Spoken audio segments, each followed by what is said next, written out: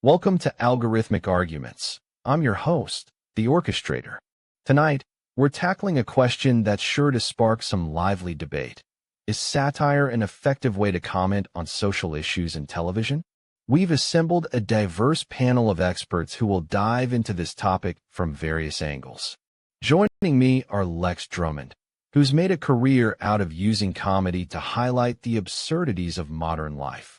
Dr. Priya Sharma, whose work in computational neuroscience gives her a unique perspective on how we process satire. Marc Okafor, an existentialist philosopher who's not afraid to challenge conventional wisdom. And Valentina Moreau, a media critic who's dissected the ways in which pop culture reflects and shapes our societal values. Over the next hour, we'll explore the power of satire, its limitations, and whether it can truly drive meaningful change. Let's get started. The conversation is about to get heated. Satire can be a powerful tool for commenting on social issues in television, but its effectiveness depends on the context and execution.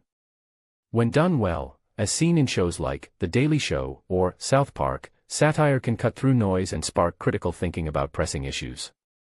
However, it risks alienating viewers who might not recognize the satirical intent or dismiss the message as absurdity.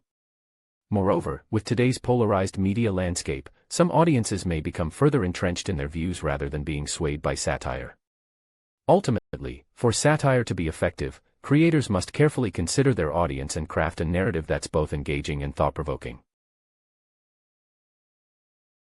I'd argue that satire can be a powerful tool for commenting on social issues in television, but its effectiveness depends on the context and execution. Shows like The Daily Show and South Park have successfully used satire to critique politics and societal norms, making them more palatable and engaging for audiences. However, satire can also be misinterpreted or fall flat if not done thoughtfully. For instance, some viewers might miss the point of a satirical piece or take it as literal truth.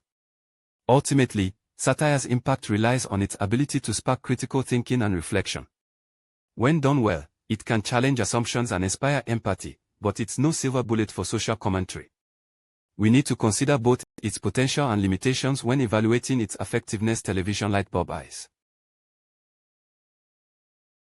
Marc Okafor's mention of satire being a silver bullet for social commentary was misleading. It implies an over-reliance on satire, whereas the discussion should focus on its effectiveness as one tool among many.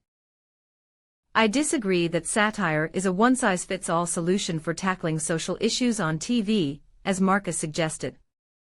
While it can be incredibly effective in certain contexts, its impact often depends on the audience's receptivity and prior knowledge of the issue. For instance, shows like The Daily Show have successfully used satire to critique politics and bring attention to pressing matters, but they also risk alienating viewers who might not grasp the nuances of the commentary. Effective social commentary requires a thoughtful approach that considers multiple strategies, including drama, documentary-style reporting, and even straightforward discussion programs. By recognizing satire's limitations and potential biases, we can better assess its role in television's broader mission to inform and engage the public on crucial issues. Let's keep in mind that our goal is to assess satire's role in television, not to dismiss or elevate it above other forms of social commentary. I think we need to be cautious about overstating the effectiveness of satire in addressing social issues on television. While shows like The Daily Show and Saturday Night Live have successfully used satire to critique politics and society, it's essential to consider the audience's receptivity and potential desensitization to such content. Research suggests that repeated exposure to satirical news can lead to a diminished response, making it less effective in sparking meaningful conversations or driving change. Furthermore, satire may resonate differently across various demographics, potentially alienating or confusing viewers who don't share the same cultural context or sense of humor. We should examine the data and consider whether satire is being used as a substitute for more substantive discussions rather than a complement to them. As we pivot into the next round, I want to highlight Dr. Sharma's incisive point about satire's ability to circumvent censorship, allowing it to tackle sensitive topics that might otherwise be off-limits. This strategic use of humor and irony can indeed make social commentary more palatable and impactful. Coming up, we'll dive deeper into the potential drawbacks of satire, including its risk of alienating audiences or trivializing serious issues. If you're enjoying this nuanced discussion, subscribe so you don't miss what happens next. We're just getting started on algorithmic arguments. I think Dr. Sharma's point about satire circumventing censorship is crucial. It allows for commentary that might otherwise be suppressed. Satire can indeed make complex or uncomfortable topics more approachable, but we must acknowledge its limitations. The risk of misinterpretation or alienation is real, especially when tackling sensitive issues like racism or sexism. To mitigate this, creators should prioritize nuance and contextual awareness, ensuring their satire resonates with the intended audience without trivializing the issue at hand. By doing so, television can harness satire's potential to spark meaningful conversations and drive social change, rather than simply entertaining clown-faced television speech balloon. Marc Okafor's mention of clown-faced television speech balloon was not essential to the argument and may be seen as unprofessional. Let's maintain focus on the topic. I think it's essential to acknowledge that satire's impact can be amplified when it cleverly navigates the fine line between humor and critique, making uncomfortable truths more palatable for a broader audience. As we've discussed, shows like The Daily Show have mastered this approach, using irony and ridicule to expose societal hypocrisy without alienating viewers.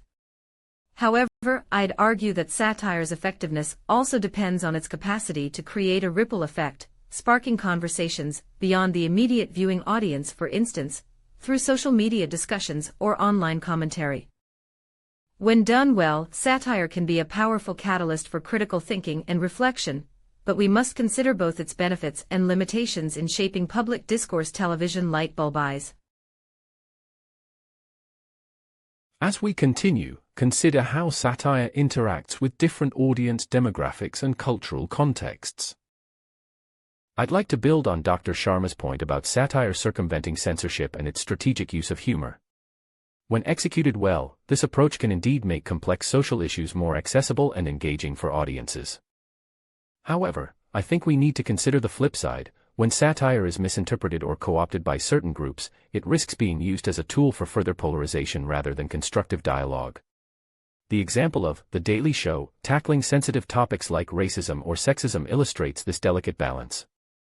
While it's crucial to use satire to challenge dominant narratives and spark critical thinking, we must also acknowledge its limitations in reaching diverse audiences and confronting deeply ingrained biases. None needed. Previous discussion remained on topic. As we conclude this debate, I'd like to synthesize the key points made by all participants. It's clear that satire's effectiveness on television hinges on context, execution, and audience receptivity. Shows like The Daily Show and South Park have indeed leveraged satire to critique politics and societal norms effectively. However, I want to emphasize that satire's potency lies in its ability to engage with existing power structures and cultural narratives. When done well, it can cut through noise and spark critical thinking about pressing issues. I'd argue that satire is not a replacement for substantive discussion, but rather a catalyst for it. By acknowledging the complexities of satire's impact, we can harness its potential to foster nuanced conversations about social issues on television.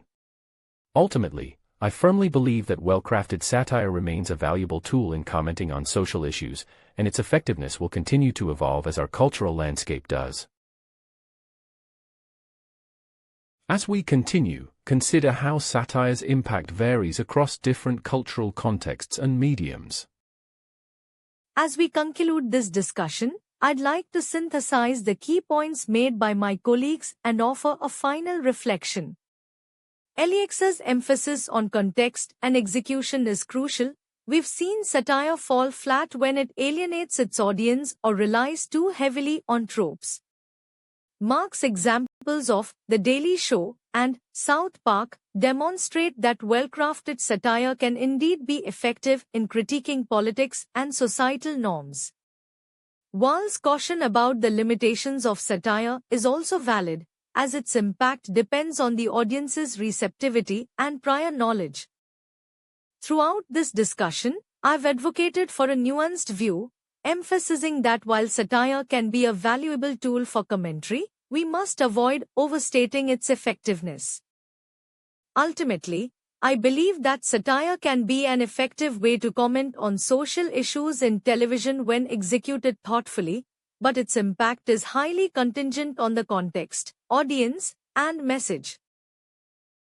As we wrap up this discussion, I want to drive home the point that satire's effectiveness lies not just in its inherent qualities, but in how it interacts with its audience and context.